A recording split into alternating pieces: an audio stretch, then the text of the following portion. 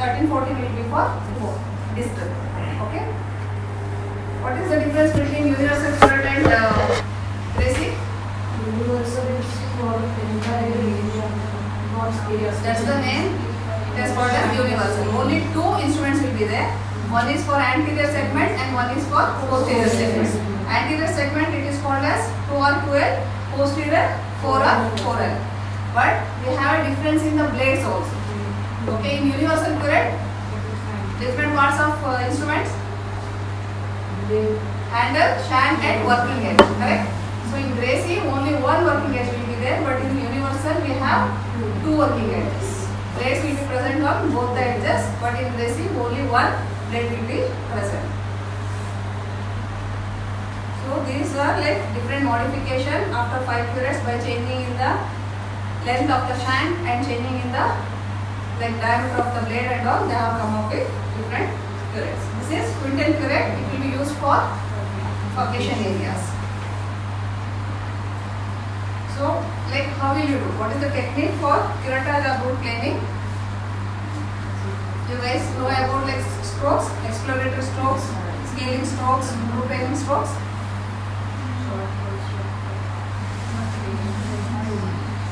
Exploratory strokes will be used to check whether the carapace is present, any irregularities are present on the root surface. Scaling strokes, it should be short and powerful stroke. But in root planing, it will be moderate pull stroke. Okay. So how will you do that instrumentation?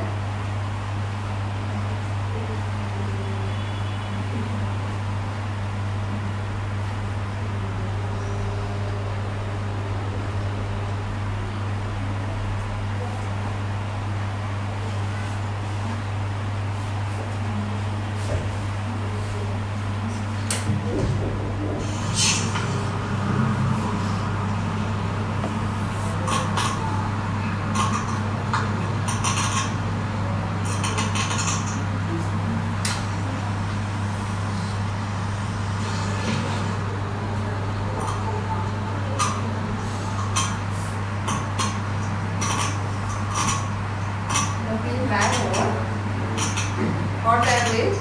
It's a curettage. Okay. What is curettage?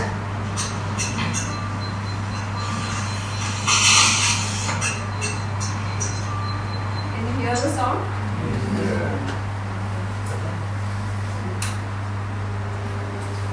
What is curettage?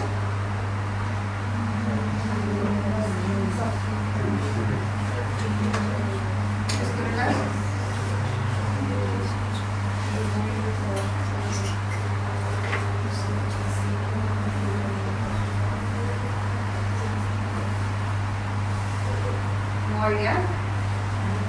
Now you guys saw, no?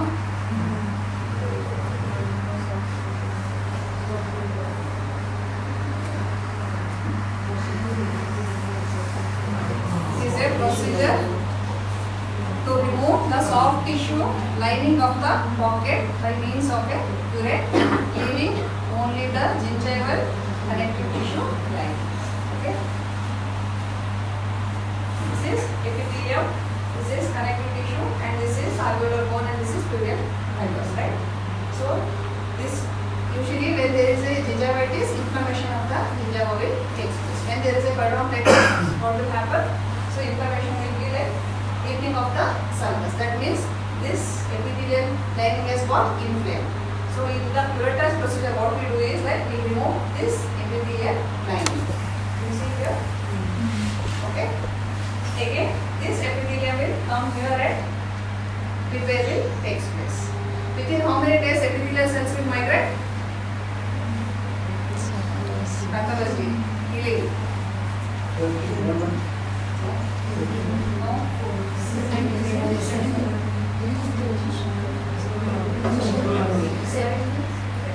It will complete in 7 days, but starts from the 3rd day. Epithelial cells will start migrating in the 3rd day. Within 7 days, it will form the epithelial lining. That's the reason why we do suture removal after 7 days. Because upper epithelial layer is formed. Okay. So, in place curettage, our intention is to lining. Again, it will form the new epithelial layer. It makes the repair of the inflamed tissue. Okay. So when we can do this procedure? Actually, few controversies are there. Before they were using this for pocket therapy also. Now people are not using this for pocket therapy. But in enlargement cases, you guys can use this. And during any periodontal abscess also, you can do the curettage. By doing that, you can break the abscess. Okay.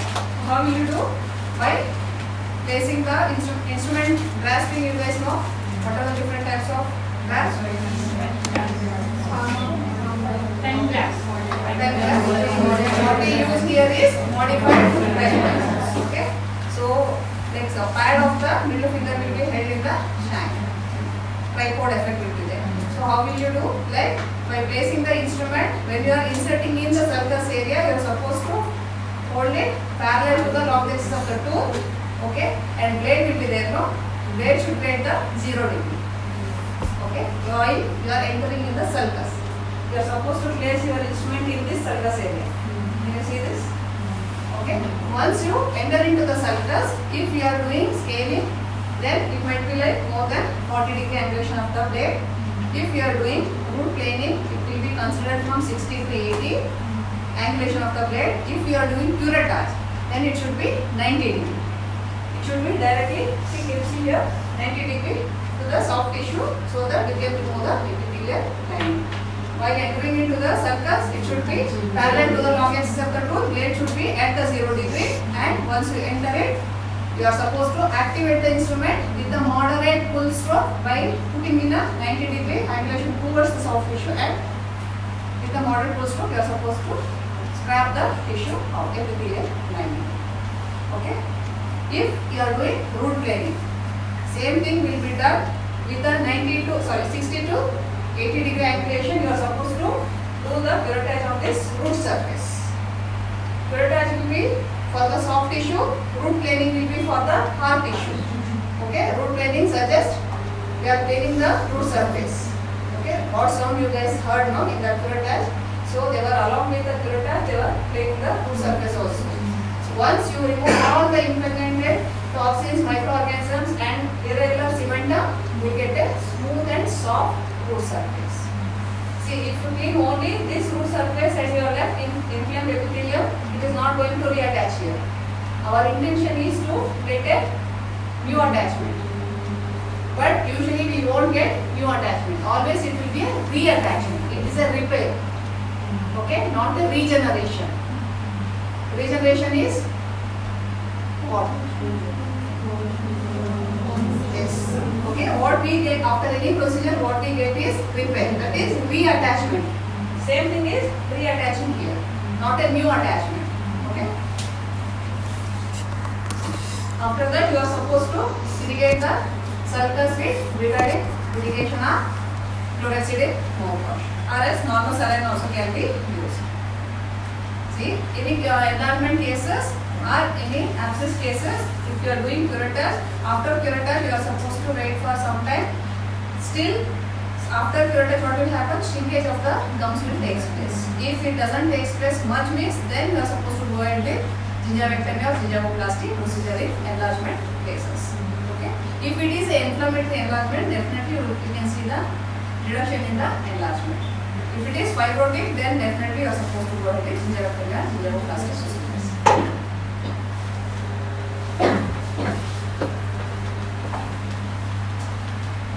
And one more thing, where else you can do this curettage?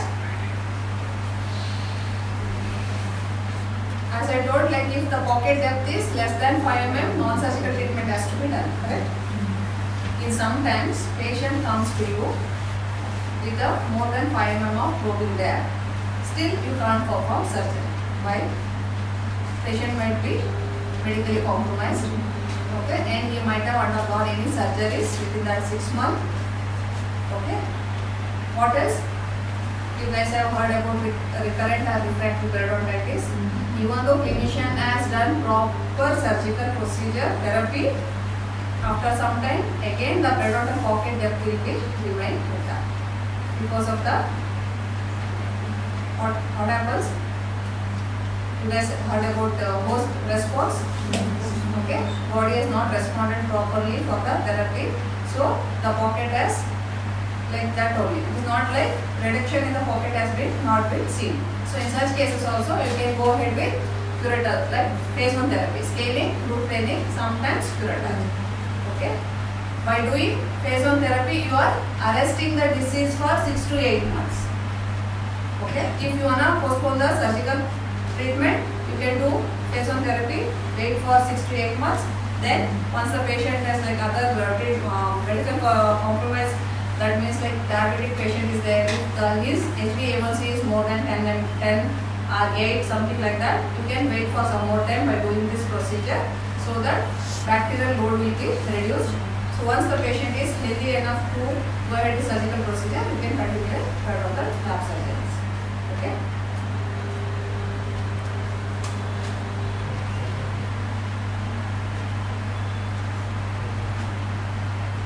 What is vocation involvement?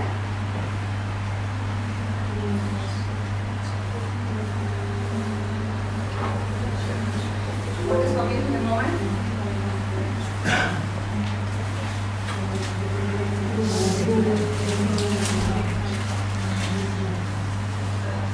This is also very important. Only like a patient has come to you with the pain, you have done RCT and you have seen the patient. Okay, vocation involvement is there, perio involvement is there, then patient will come back to you within couple of months. What is like vocation?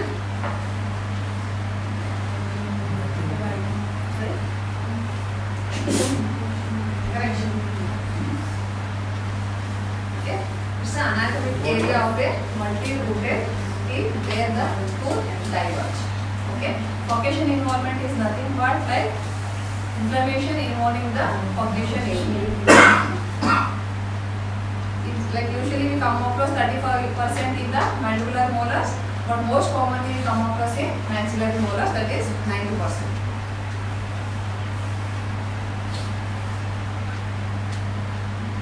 You guys might be knowing no anatomy of the tooth. How does it matter? Root trunk, root length, divergence, everything matters. Why? Depending upon this, your treatment plan and prognosis will. Okay. What is this? Entrance of the vocation area. How does it matter? No idea. Degree of separation. Explain in detail. Okay. So vocation involvement may be due to the plaque associated or anatomical contributing factors, endodontic origin or occlusal origin, iatrogenic origin or combined origin. Either it may be due to the presence of plaque, compare gingivitis, periodontitis, then vocation involvement, or anatomical contributing factors such as you guys might have heard about enamel pearls, cervical enamel projections, correct? And endodontic origin, I don't know, donation or perforation, any root suppression, such kind. Then occlusal origin, traumatic occlusion also causes vocation involvement, and iatrogenic origin are combined origin of any of these factors. This is plaque associated extension of inflammatory disease process into the vocation area, and the extent of attachment loss required to produce a vocation defect is variable. Okay, and related to the local anatomic factors and also depending upon the developmental anomalies.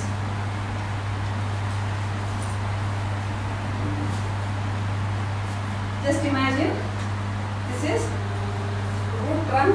Okay, root trunk, if the root trunk is very short, what will happen?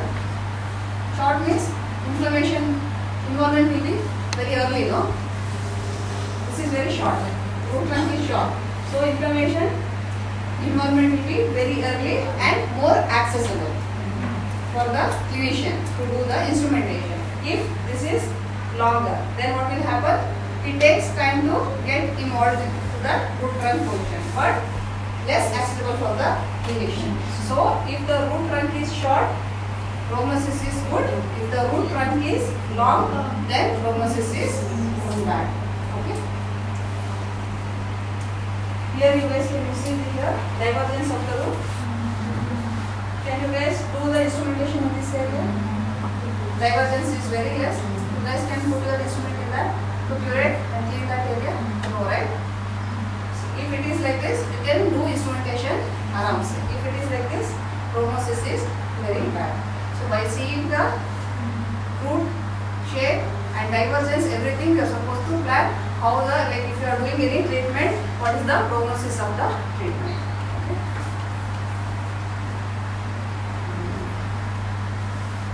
This interdiameter diameter degree of separation is okay important in treatment planning, and also views are closely approximated views where we end up in difficult for the instrumentation.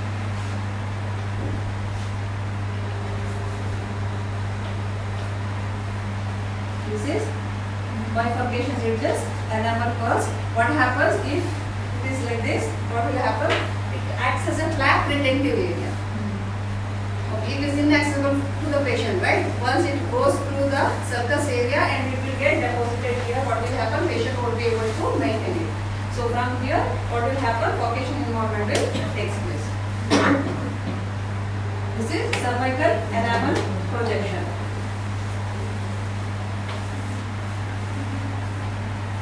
Can you guys see the endodontic origin? That you guys will understand when I start with endothelial origins. This is occlusal origin, chromatic occlusion.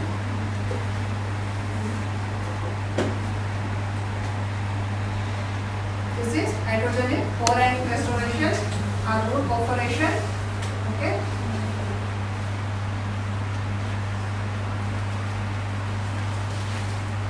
You guys know about classification.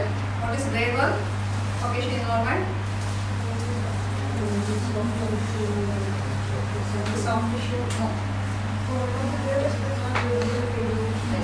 Very minimum. Incipient. In grade 2? No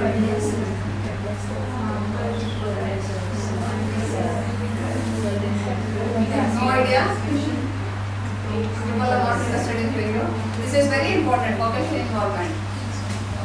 Don't think by doing only RCTs it can make money. Okay, if you do RCTs and you are not addressing any furcation involvement, then you will end up in obviously you can go for extraction only. If it is at least in a grade 2 or grade 1, you can treat it. If it goes to the grade 3, what will happen? True and pro bone loss will be there. So you can't do any like periodontal procedures also. Correct? Patient can't maintain also. Could go and get stuck in that area. Should be like thoroughly. When patient comes to you, you are not supposed to check only hard tissue. You are supposed to check for the soft tissue also. So what is grade 2? It's a cul-de-sac. Okay. One side bone loss will be there, and other side intact bone will be there. It will be visible in radiographs also. What is grade 3? Fluid. When you pass your probe, it will come from the other side of the area. And grade 4 is along with soft tissue recession. What are the treatments for grade 1?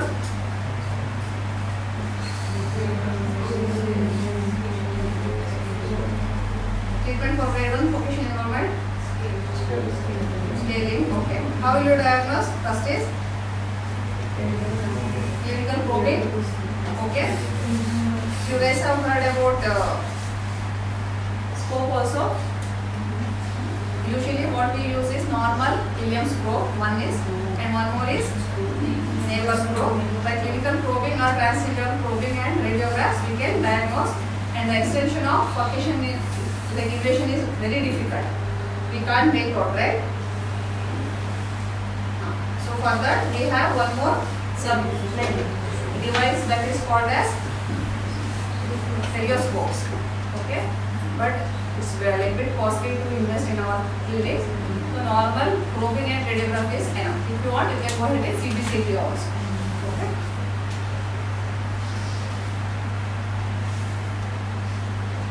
What are the objectives of furcation therapies? Elimination of microbial plaque, and to facilitate maintenance, prevent further attachment loss, obliterate furcation defects, and also eliminating trauma and correcting the pulp pathology if present. Factors to be considered in the treatment of furcation of the molars: degree of furcation involvement, what degree, whether it is in a grade 1, grade 2 or grade 3, amount of remaining periodontal support.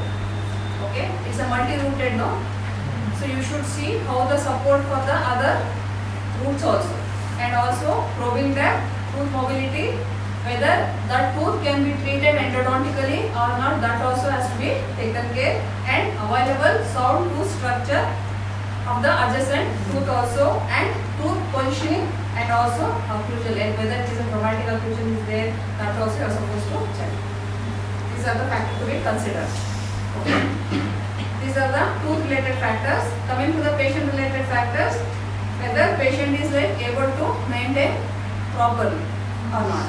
If patient is not maintaining properly, what is the use of doing treatment, correct? So, strategic value of tooth in relation to the overall plan, and patient's functional and aesthetics demands, and patient's age and health conditions, and oral hygiene maintenance. Coming to the therapies for the furcation involvement, we have conservative treatment, resective treatment, and regenerative treatment. What is conservative treatment? First is usually for all the treatments we start with scaling and root debridement, correct? Then what is furcationoplasty?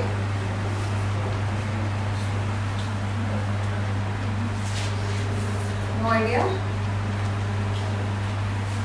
So it is nothing but odontoplasty plus osteoplasty. Odontoplasty is nothing but we are recontouring the root surface. So osteoplasty is nothing but recontouring the alveolar bone. Both together is called as furcationoplasty. See, it was like this. Furcation involvement was like this. Okay. What will happen in this area?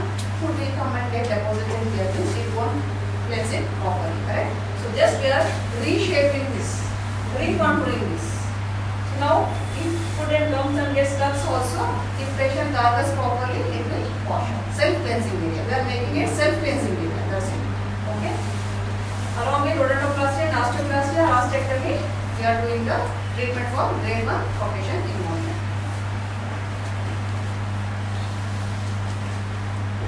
What is tunneling?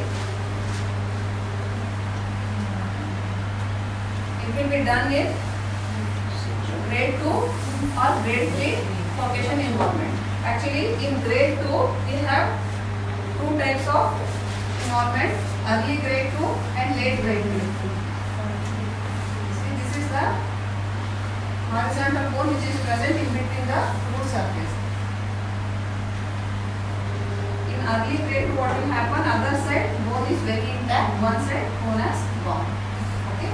In late grade 2, what will happen? Only a thin amount of bone is there. It is about to going to be a grade 3 through and through like this. Okay. In such condition, what we do is tunneling procedures will be done. Okay. So criteria for the selection for tunneling procedure is root trunk should be short, then wide separate angle should be there, long divergence of the roots, and low caries index. This is very important. After, can you see, this is after procedure. If patient is having caries index more, if you do like this, what will happen? Food will get deposited here. If patient is not maintaining properly, root caries will take place. So you are supposed to check for caries index also and good plaque control.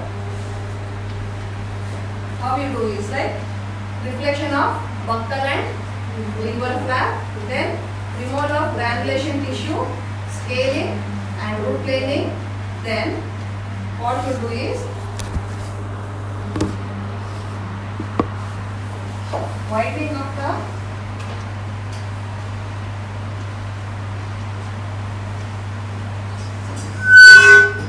see, it was occasionally it was this much opening was there. Okay, this much bone loss has taken place. What you do is you will reduce the height of this bone so that your interdental brush should go easily in this area from buccal side to lingual side. And Understood? If it is like this, what will happen? Patient can't maintain it properly. So we are making the sufficient space for the interdental brush to pass. That means like we are making a tunnel there, so that it will pass easily. Okay. So widening of the furcation area by removal of interradicular bone. Then recontouring of alveolar crust. Will recontour this alveolar crust. Okay. Then we are making a space sufficient enough for the plaque control. Okay. After that, what we do is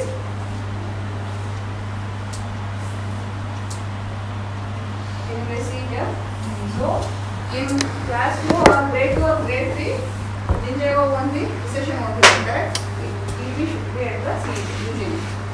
So what we are doing is, after making this procedure, instead of placing the gingiva back to the normal position, we are placing it to down for the patients to maintain self-placing.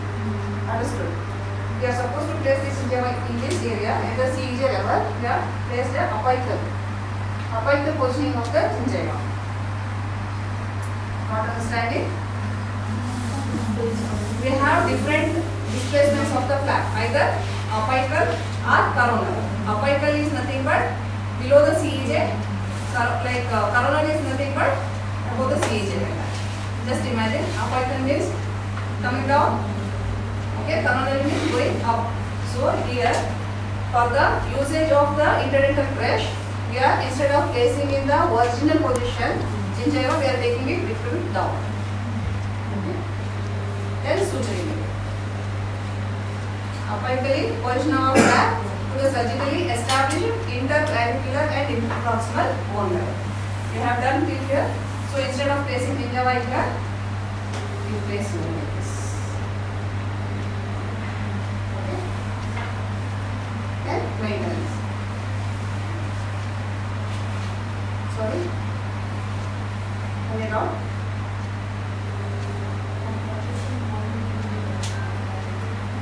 Furcation, that's what we have done. Root scaling here.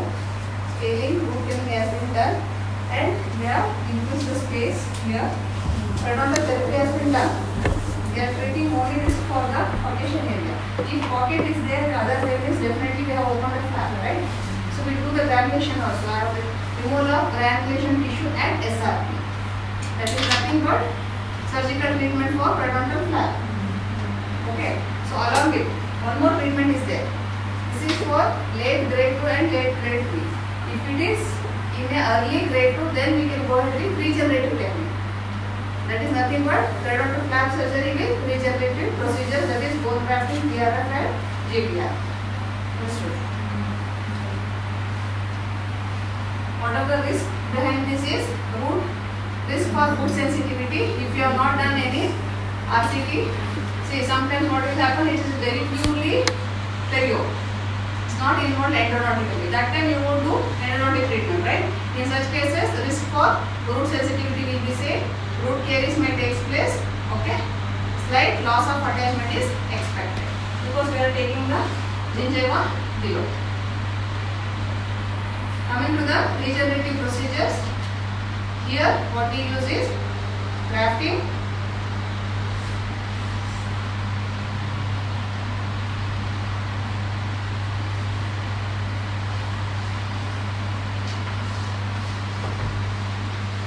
lower right molar presenting with a degree 2 furcation 5 mm deep. The radiograph shows furcation involvement and distal peaks.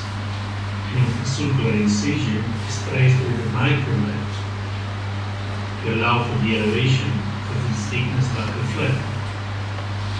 The incision will be extended to the lesion and the distal papilla. Periosteal elevator is now reflecting a full thickness buccal flap. The bone crest is exposed as well as the furcation entrance. The granulation tissue is removed with curets and the root surfaces carefully debrided with the combined application of mechanical and tendons. See what is doing is root A planing. fine grained diamond tip is applied to eliminate calculus and cavities and enable projections from the focation. Measurements are taken to determine the size of the guidor matrix barrier.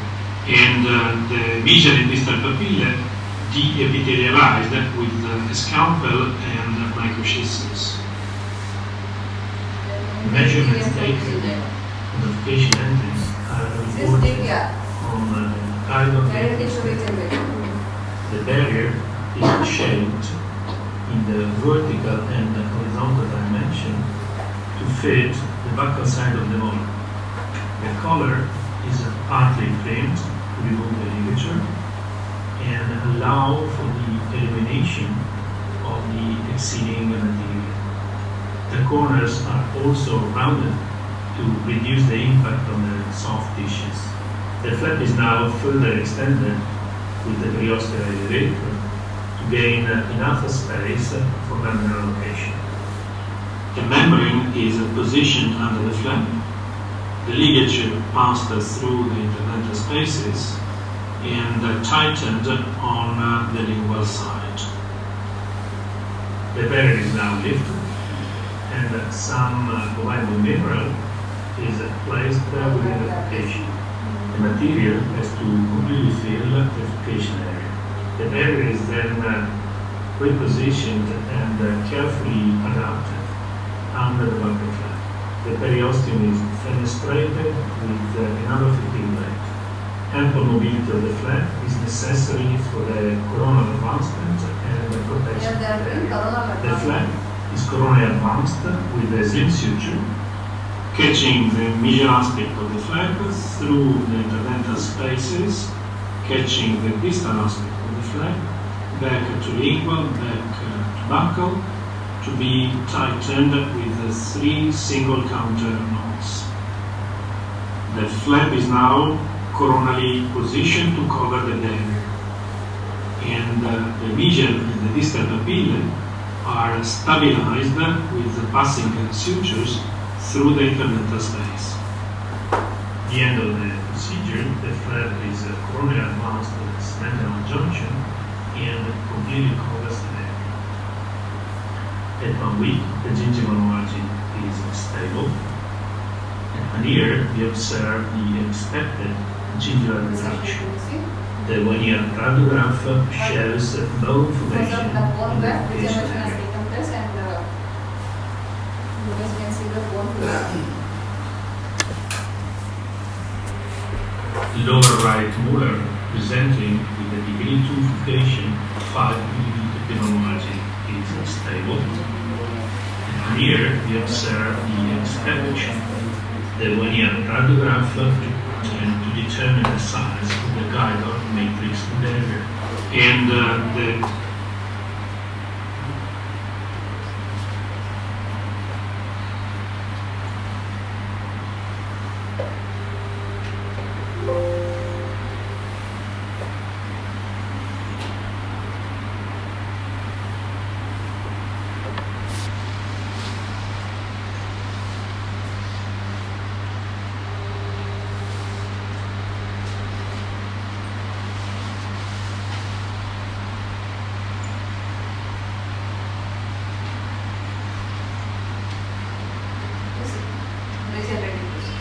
If it is in grade 2, occasion moment, that time we can plan for regenerative procedure. So we will get a nice results. So case selection is very important. If you do any graphic procedures in late grade 2 or grade 3, it's of no use because no bone involved will be there on the other side. So stability for the graft won't be there.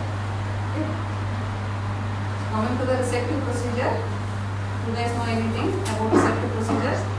Root resection, hemisection, metaspeciation, those are called as resective procedure for focation therapy. To eliminate unfavorable morphologic characteristics and to create an area conducive to the good oral hygiene, such as by doing root amputation or root resection as a removal of a root without removal of overhanging portion of the crown. Only root portion has to be removed in this treatment.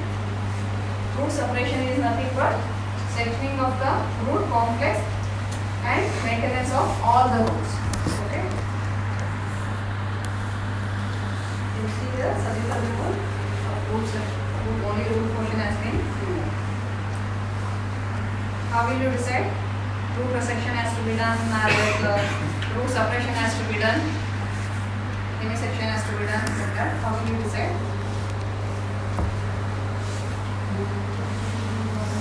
See, here only one side bone is very less, other side bone is intact. That time you can plan for root resection like this. Other side sound support is there, right? So you can do root resection just below the seed. Like this. Okay. If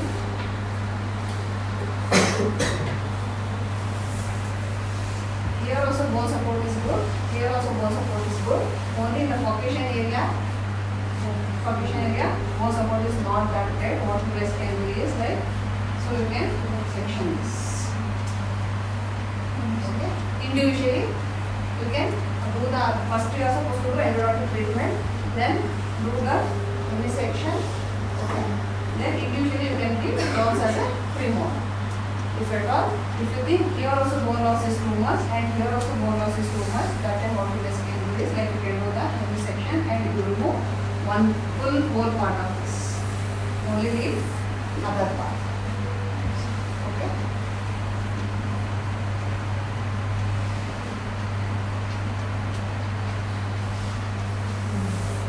See here, it's a heavy section. Okay. Bone support is good for both the roots. Only the furcationary defect is there, then you can do the section and you can retain both the fragments. If you feel the bone support is not good for one fragment, then you can pluck the one more fragment. Okay. So there are like what are the indications for this? Periodontal indications when there is a severe bone loss affecting one or more root, then class 2 or class 3 furcation involvement, and severe recession or dehiscence of a root. In such cases, we can plan periodontically. Endodontic indications: inability to successfully treat and fill a canal and root fracture or root perforation, severe root resorption or root caries, where you can't give a crowns. Okay. Prosthetic indications: caries with invasion of vertical within root proximity. In such cases, you can plan for resective procedures. What are the contraindications for root resection are systemic factors, poor oral hygiene, insufficient bone support around the remaining tooth or roots. Okay, and fused roots you are not supposed to do. Unfavorable tissue architecture also you are not supposed to do. Okay, and the roots after doing resection, some roots will be remain. No, so that you can't treat endodontically means in such cases also you are not supposed to do. Retained roots endodontically untreatable. Excessive endodontic instrumentation of retained roots, that means what will happen in future, reinfection may take place, right? In such cases also better not to go ahead with resective procedures. Go ahead with extraction. So which root we usually do the root resection? One more thing. How many furcations will be there for maxillary molars?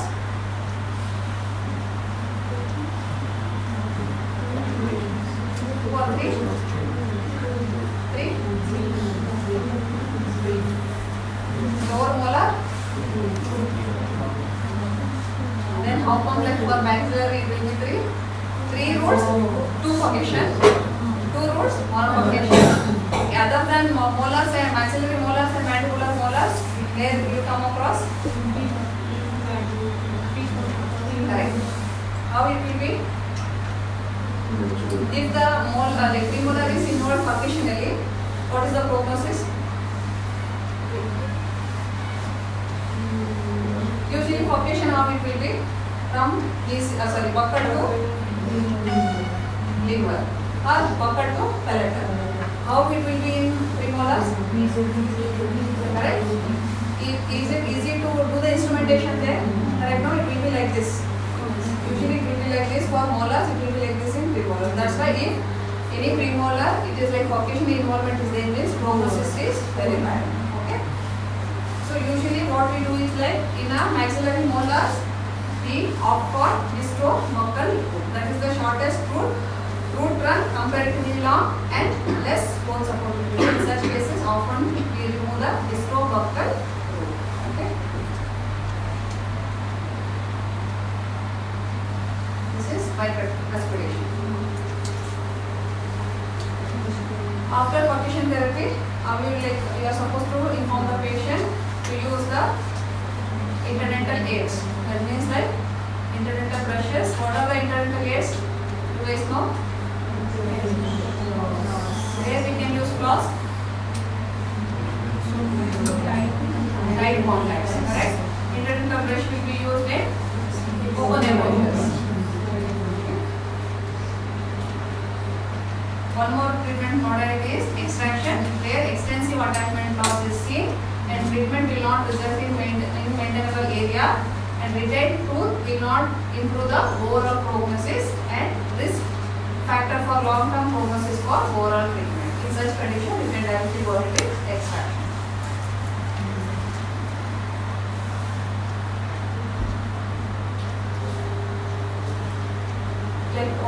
How you get paid in percussion therapy? Inadequate plaque control and maintenance by the patient, poor resection technique, improper restoration after initial periodontal therapy, that means processes, root caries, poor patient compliance, endodontic failure and root fracture are the most frequent causes for the failure of the percussion therapy. Any doubts in percussion? If there is a percussion involvement is there, you are supposed to check for which grade the percussion involvement. If it is grade 1, you are supposed to go ahead with percussionoplastic therapy. If it is early grade 2, you can go ahead with regenerative procedure by using bone graft. If it is grade 2 or grade 3, then you can go ahead with tunneling procedure. If it is grade 4, if you feel bone support is good, then you can plan for root resective procedure, either root amputation or separation or hemisection or bicuspidation. Those things all will be done after endodontic treatment.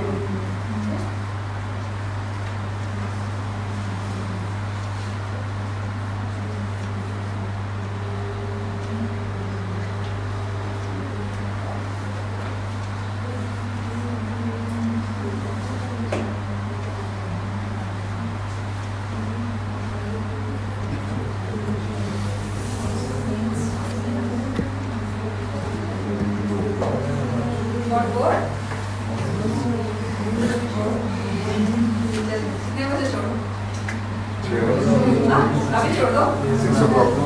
6 o'clock. Who is telling 6 o'clock? Series. What is periodontal split?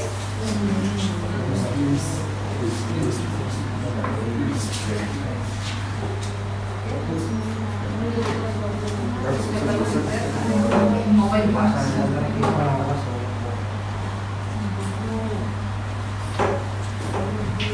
Go to room and आराम से take rest, no problem.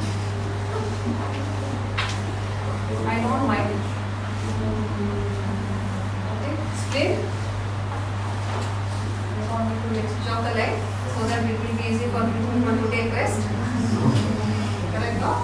Okay. Nice, so nice.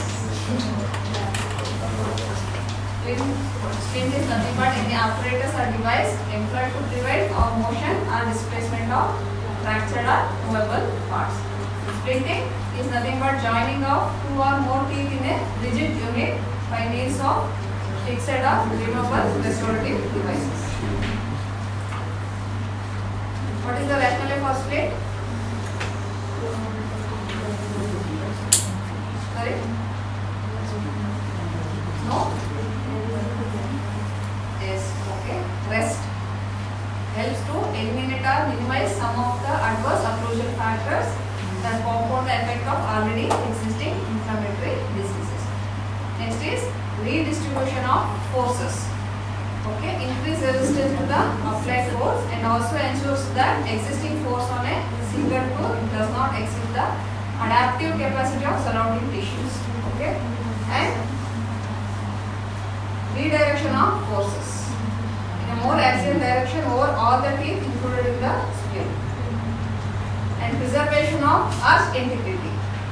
Okay, if it is like due to the mobility, it might have gone to the navel. When we are doing splinting, we will take that tooth in the arch integrity and we will do the splinting. Okay, restoration of functional stability. If it is mobile, patient won't be able to masticate properly, right? For functional stability also it helps, and psychological well-being for the patient. To prevent extrusion of unopposed teeth. What are the ideal requirements? It should be simple in design, economical, stable, hygienic, and it shouldn't irritate to the soft tissues, and aesthetically acceptable also. And should not provoke iatrogenic diseases. You guys know about classification? Sorry? Different types of splints you guys know? FPD is also considered as splint. That you guys know? RPD is also a type of splint. No? Sorry? Usual splints. Okay. Temporary splints, corner splints, fixed splints. Corner splints, no? According to the duration, we have classified it as temporary, provisional, and permanent. Okay? For temporary stabilization, examples are occlusal splint with arch wire, Hollis appliance, okay, extracoronal splinting and intracoronal splints. Provisional, acrylic splints, metal bands. What are the metal bands? We commonly use for orthodontic treatment, no? Metal bands, stainless steel. Okay, those are the provisional splints that will be used more than 6 months up to 12 months. Permanent splints are will use for longer time. Either it may be removable partial denture or fixed partial denture, extra or intracoronal, full or partial venous, inlays, onlays. Okay, these are the permanent splints. What are the indications? Morning you was telling no. Get free mobility one splint.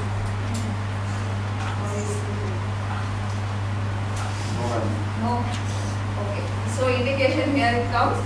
So you can do splinting even in grade 3 mobility when patient is not ready for extraction. Just for the patient's psychological well-being. Okay. By informing the patient that it is of no use. Master.